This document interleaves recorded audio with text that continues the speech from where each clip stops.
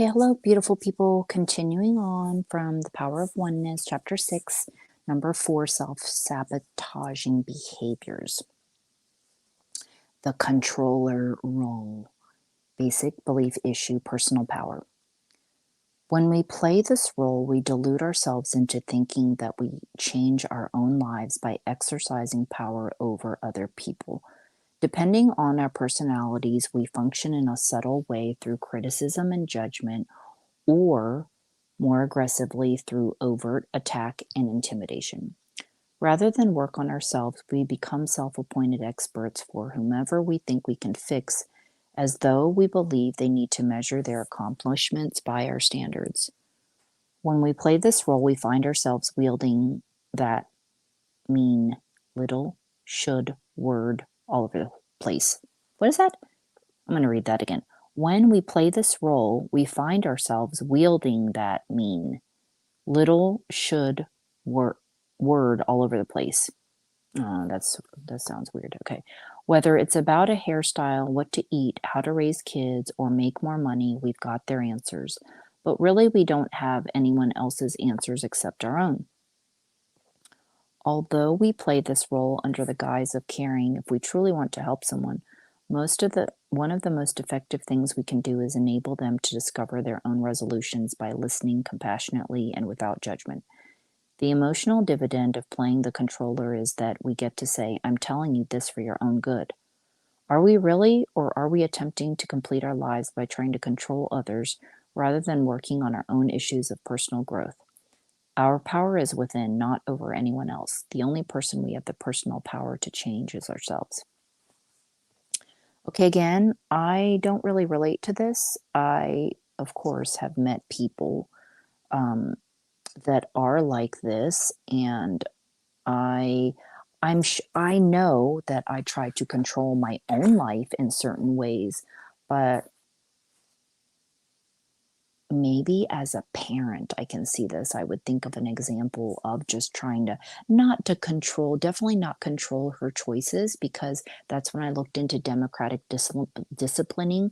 I didn't want to use spanking. Not a lot of people do nowadays, but that was always used traditionally as a way to discipline, and I didn't want to instill any sort of fear-based, I didn't want that sort of energy in there.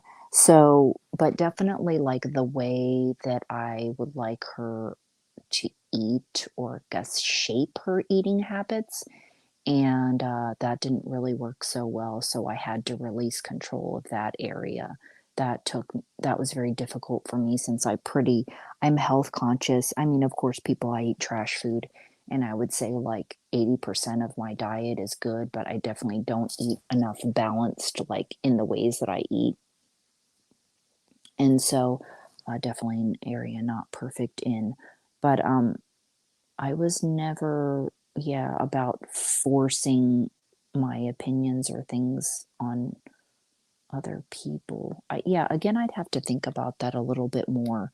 But the eating issue, definitely, I have struggled with in just trying to, be not only a good example, but just teach all the health conscious things that I'm into.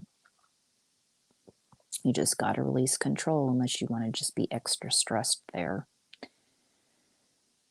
Okay, and definitely not really in relationships, even friendships. I'm trying to think, no, not. So don't really, in these types of examples, totally relate with, but I think just with my own life and myself, trying to control how things work out. And that's why I have difficult time trusting that area. Okay, number 5, the perfectionist role, basic belief issue commitment. One very effective way to play self-defeating games with ourselves is to be a perfectionist.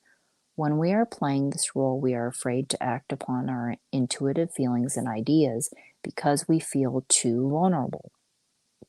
We don't commit ourselves to sincerely expressing ourselves or unleashing our talents until we are sure that all the factors which could possibly contribute to failure or to being criticized by others are eradicated. We refuse to even start taking piano lessons unless we are sure we will sound like Beethoven on our first attempt.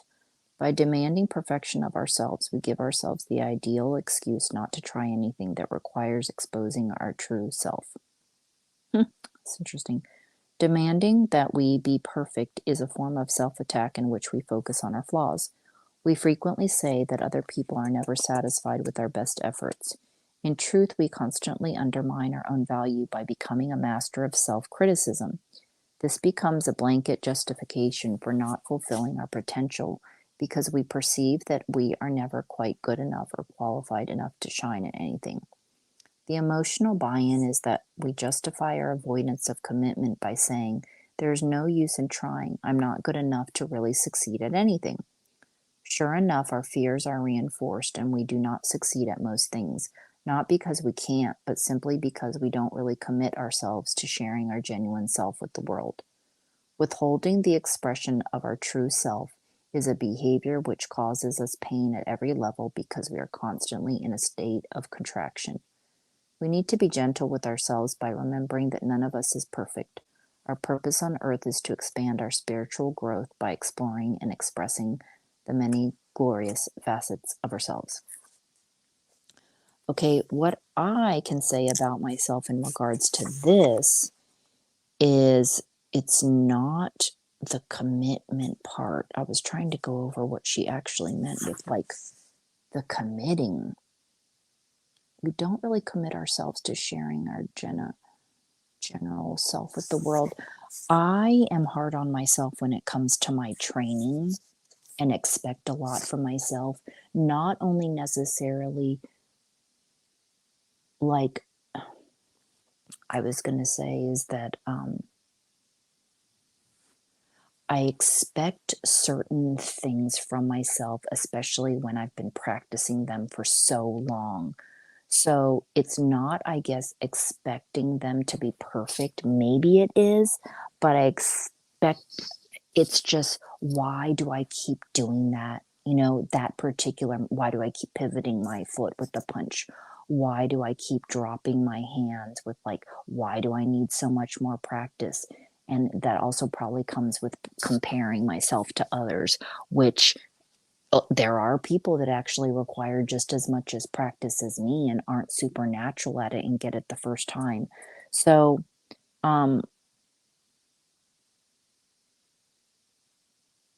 she says, one very effective way to play self-defeating games with ourselves is to be a perfectionist. I don't know. We're afraid to act upon our intuitive feelings.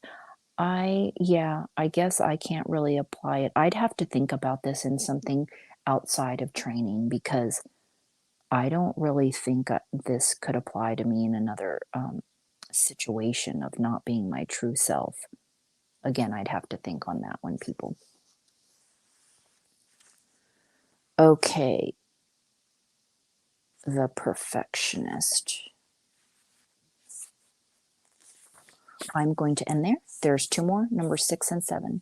The resistor role and the skeptic role. Okay, so I'll meet you in the next video.